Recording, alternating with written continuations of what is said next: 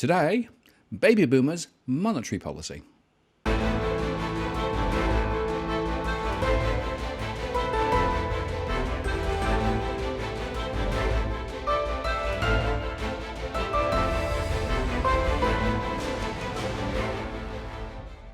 Hello again, it's Martin North from Digital Finance Analytics, what's my latest post covering finance and prop news with a distinctively Australian and New Zealand flavour. Today I'm joined again by Joe Wilkes, property expert from New Zealand. Hello, Joe. Hi, Martin. How you doing? Very good. How are you? Yeah, very good, very good. You had a good. You had a good week. Yeah, very busy week. A lot going on here. A lot of noise about quantitative easing, home prices, and the fact that consumer confidence is through the floor. Pretty amazing times, really. Yeah, well, we're seeing some interesting stuff over here, and I think to be fair, I've had quite an interesting week. I've had a couple of phone calls from friends that getting in touch, and I just thought I'd use the opportunity today to just see whether or not our audience would have any appetite in New Zealand for a little road trip. Okay. Because last Sunday I had a very, very quick conversation with Mr. John Adams saying that he would like to come over. Okay. The Adams invasion. Very good. Yeah, well, John was proposing maybe doing a series of talks, a couple in Auckland, a couple possibly in Wellington, and then maybe visit Christchurch as well over a week, probably early next year, just because of my diary. After I said, yes, that sounds like a good idea, I then thought we better go and see if there's any appetite for us actually doing some speaking around the country. So I just put it out there at the beginning of this recording. If people would like John to come over, please say, yes, we'd be interested in coming and seeing a talk. And on Tuesday, I then got a little bonus phone call from Robbie Barwick, who said that he'd also like to join us. So again, if you think that me, John and Robbie might be worth listening to, and it's something you'd be interested in, please just make a little comment at the bottom, and we'll decide from that whether it's worth us doing. Okay, all right. That's out to the audience. Anyone in New Zealand who thinks that this is a good idea, let us know. And if there's enough interest, then we'll pursue it. Sounds good. Thanks very much for that plug to start off with. We've had another week in politics and financial markets, and there's all sorts happening out there in the wider world. Read some really interesting stuff about the extent of MySpace's acquisition of property for shared office dwelling around London and New York, and just the amount of purchasing that they've been doing over the last 3 years relative to the volumes of transactions. And given that they may be living on a bit of a credit momentum, it was quite astonishing the extent of which they've been dominating the market and also acting as that marginal buyer in the commercial space. Over here in New Zealand, we've had the Crown accounts have been released. So Grant Robertson has had a fillip of a 7 billion surplus in the Crown accounts for the year, which he's decided not to spend just yet. I think he's still sort of nudging his mate, the Reserve Bank Governor Orr, to see if, between the two of them, they can set some policy that will suit the baby boomers. Okay, yeah. So is that the first time they've reported a surplus, or have you been running surpluses up till now? Now, we've run a couple of surpluses over the last couple of years, so okay. We're reducing the amount of government debt to GDP, which now sits at around 18%. If you look back at Ireland's situation in 2006, they'd managed to get debt to GDP down to around 19%, which was largely based off the growth in the credit momentum. So we've seen the credit momentum this year has increased in the building side of the economy. So that's a large part of our credit growth. We are seeing a slowdown in the credit impulse when it comes to the acquisition of property to live in, and these are, I suppose, things that the government will be looking at quite seriously, because we did it last year, but 2020 is that first year when we start to see the big increase in the number of baby boomers hitting retirement. So for 1955 birth year, that's going to start getting bigger and bigger and bigger over the next few years. And it's a really weird policy, because we're cutting interest rates on one front, which puts pressure on fixed incomes and term deposits and all of that. But I think that the real reason that they're doing it is to try and get people who have got a bit of cash savings to then go and take on more debt, and that's to get back into the property market and get people considering investment and debt funded investment in property as an alternative to drive cash in retirement. So we touched on the RBNZ lending figures for August in our last post and saying how they had dropped off relative to August last year. But delving into it in a bit more detail, you can actually see that the big impact that we've got within the credit market and the housing market here is that previously, really going through 13, 14, 15 and 16, the investors made up a really heavy portion of new lending flows. Now, the August data, when you actually drill it down, the August data for 2019, there was just over $1 billion lent to investors. I think it was $1,023,000 lent into the investment market. In comparison, that number was 1.98 billion back in 2015. So the lending to investors has almost halved, and that's why I think we're going to see some quite unusual changes to the macroprudential toolkit that Mr. Orr has when he goes next month. And I still think we're going to see a cut in the cash rate. So I'm expecting a quarter point. I think it'd be unlikely they go a full half point. But the financial stability report, which is actually the end of November next year, don't be surprised. End of this year. End of next month, November. But don't be surprised if we see some changes to the LVR rules.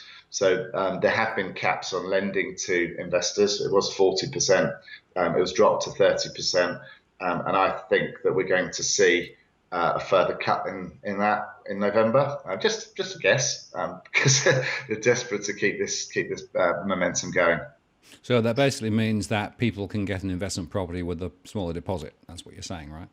Yeah, exactly. And that I think is, it's not baked in, but it seems to me to be the one thing that they will be thinking of, because they don't have any idea how to stimulate an economy without growing the credit momentum. Yeah, well, it's it's same old over here, right? With regards to trying to pull that lever, and unfortunately, in the Australian context, pretty much the cupboard is bare with regard to other things that are going on, because the consumer confidence is very low, business confidence is very low, and now we're seeing the iron ore price come off. So essentially, the government is using the housing sector and debt as essentially the lever they've got.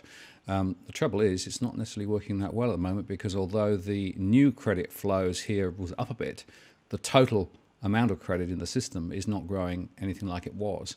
And that's because I think confidence is still pretty weak. And I suspect that people will see through some of these strategies, and like the rate cuts and those sorts of things. Right? People are asking more hard questions, which is, but what does this really mean? And how is this really going to play out? So perhaps people are moving beyond just the low rates, whoopee, I'll go buy, and asking more serious and very important questions. Yeah, well, I think that there is a much better education out there, and people are trying to find and seek this information. I was impressed that over here in New Zealand we had a Reserve Bank review into the future of cash. Now, for a little country, we managed to get 2,800 submissions in for that. I'm not sure how many of those submissions were from our DFA watchers, but that was quite good numbers relative to the number of submissions you had in Australia about cash ban. And also I suppose relative to the size of the population. So for those that are seeking information, they're finding it, and they're now starting to create a little bit of noise. You are seeing a few more articles in the paper. I saw an article again this week about what happens in a negative cash rate environment.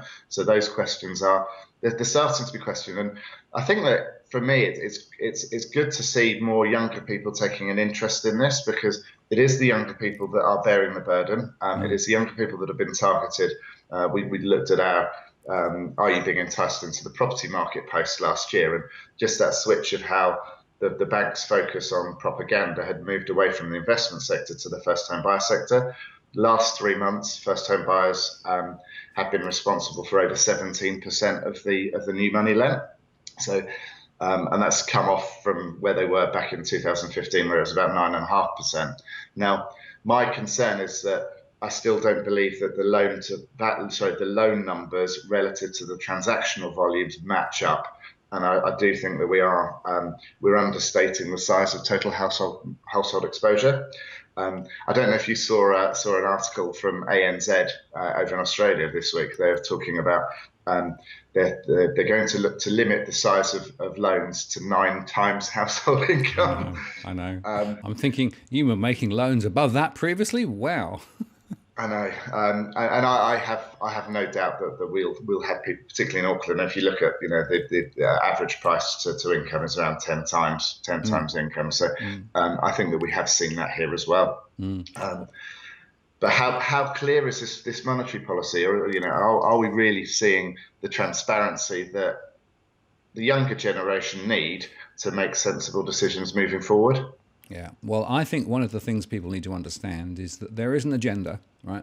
And it's an agenda that is being partly driven by the financial markets and, the large international banks. And it goes like this, right? They have very large holdings of bonds, right? And they're holding those bonds on the assumption that later interest rates will be lower, which means that the price on the bond will go up, which means they'll make a mozza, right? And these same organizations are now roaring for quantitative easing, low rates, etc., right? And so effectively what they're doing is they're talking the book, because what they're doing is essentially exerting pressure on central banks around the world to take rates lower. And as they do more quantitative easing and take rates lower, these banks will make a large return from those bond holdings. Now that's the real agenda, right? And what's fascinating to me is that the Fed this last week basically said, no, we're not doing that, all right? Because now what they're doing is essentially not using quantitative easing strategies down the yield curve, but they're actually focusing on short-term T-bills, which are actually not being held by those large players. So there's an interesting game of cat and mouse going on here between the regulators, the central banks, and the financial markets. But every time you hear one of the big banks around the world advocating for lower interest rates, quantitative easing and those things, remember, they have got positions and they will benefit. Yeah, and it's you could almost say the same about your house price indices over in Australia this week. And I've questioned CoreLogic's impartiality in the past, just because when you actually look at who the shareholders are, some of the major shareholders are actually the American investment houses. So BlackRock, large shareholder in CoreLogic, Vanguard Capital as well, large shareholder. So there is I suppose, a conflict of interest. These guys, they want credit growth. They want to see that credit momentum going up. And I thought it was hilarious, John's not attack, questioning of the impartiality of the CoreLogic house price index this week. Yeah, well, there is an interesting question to be had, because, we've now got another equally reputable organization saying, well, we're not seeing some of the same growth that CoreLogic is rewarding. There is some movement at top end of the market, et cetera. I just think we need to have more transparency about this whole issue of those indices, which are, not publicly funded. They're not publicly validated. They are effectively industry information published by people with agendas. And yet they are quoted religiously as though they're somehow, magically 100% right. So all I'm saying, and I think John's saying the same, is we need to be told. We need to understand more about how these indices are actually developed, what the information flows are, where they come from, and frankly, what the underlying agendas are, because there are agendas below the surface that people should be aware of. Yeah, and the data that's published is often very sort of overview rather than actually getting granular on individual areas. I used to have the same issue with the Halifax house price index in the UK, because we'd see things that were obviously happening in the market, and we were dealing with transactions at the coalface, and the Halifax house price index would be saying absolutely nothing. In fact, there were times where we'd have had 10% come off a market over an 8 or 12 month period, and yet the Halifax house price index was flat. So again, Halifax lending money and are a mortgage lender. Maybe we've got similar challenges over here. Yeah, well, again, as you say, when you take averages, and particularly on very low volumes, which is what we've got at the moment, the fact is that you could well have some distortions there, right? And on low volumes, we know that there's a bit of a momentum at the top end of the market in a few postcodes, but my granular analysis is suggesting that actually, if you go down to units and if you look in the urban fringe and those new building areas where there are thousands and thousands and thousands of properties still being built now, right? There is no price recovery that I can see in those areas. So again, it's a matter of interpreting the information appropriately. But the trouble is we don't know where that information has come from and how it's actually being created. So effectively, we are reliant on, the limited amount of contextual discussion that there is about what the data is doing, and people just getting fixated on the information that's published. And of course, it's published in all the mainstream media, and it's the headline news on a Saturday night, auction clearance rates and prices, etc. I just think it's a bit like the stock indices. They don't tell you much either. Right? I sometimes think we're over-indexed as a culture around the world. Sometimes perhaps we should understand a little bit more about how these indices are actually running, but more importantly. Yeah. What is it there for, and what is the true agenda behind it? Yeah, exactly. Well, we're going to see some cuts again in November. I think we're going to see a relaxation of the loan-to-value restrictions, particularly on these investors, because of the amount of lending that they're responsible for has dropped off a cliff over the last 4 years. Will it be enough? I'm not sure. It's going to put a pressure on the first-home buyers who are saving money and trying to do it safely through term deposits and those savings. So you will be removing a pool of buyers at the same extent. We have got now government home loan grants being kicked off. There's 400 billion been announced to go and help people get into shared equity ownership. So what we predicted a few months ago, we'll throw that in as well. There aren't really any surprises at the moment. It's almost like you could look at the playbook and say, this is exactly the same playbook that we've seen elsewhere. We touched on the allowing parents of recent immigrants to come into the country to boost numbers of people. Everything that you've seen before, we're seeing again. And the UK experience from 2008-9 onwards, interest rates got cut down to 0.5% or down to 0.25%. What people probably don't realise is that over that period we actually had net migration flows in excess of 350,000 per year. So the following 10 years, there's another 3 million people that were added to the country. So it was a population QE, I think one of our commentators called it. So those things, those lessons, they haven't been learned. They're being repeated now in the Southern Hemisphere. We're just 10 years later. Yeah, well, it's often the case that things happen a bit delayed down here, right? But you're right, the playbook is so similar. And I suspect the outcomes will also be somewhat similar insofar that if you look at, savings rates in the UK, they're zero pretty much. Property prices, well, they did go up a bit they dropped and then went up, but they're now sort of wobbling sideways, and to an extent, if you look in some areas, they're actually going backwards. But they've still got the same housing affordability questions there in the UK now. There are lots of people who can't get into the market, and you've still got rife speculation. And of course, more recently, the UK had to tighten back all of the investment lending quadrant of the market, as it were, because they were worried that it was running up at 16% of total loans. 16%, right? I wish. Remember that we're at 30 plus in both New Zealand and Australia. So, you think they got a problem? We've definitely got a problem too. Yeah, well, fun times ahead. Fun times ahead. We'll keep watching it and keep seeing what happens. Yeah, Joe, I appreciate your time once again today. See you later. Good to see you, Mark. Take care. Cheers. So there you have it. A very important message from Joe Wilkes, I think. Look at the UK, look at their playbook, and realise that we're following suit. I'm Martin North from Digital Finance Analytics. Thanks for watching, and I'll see you again next time.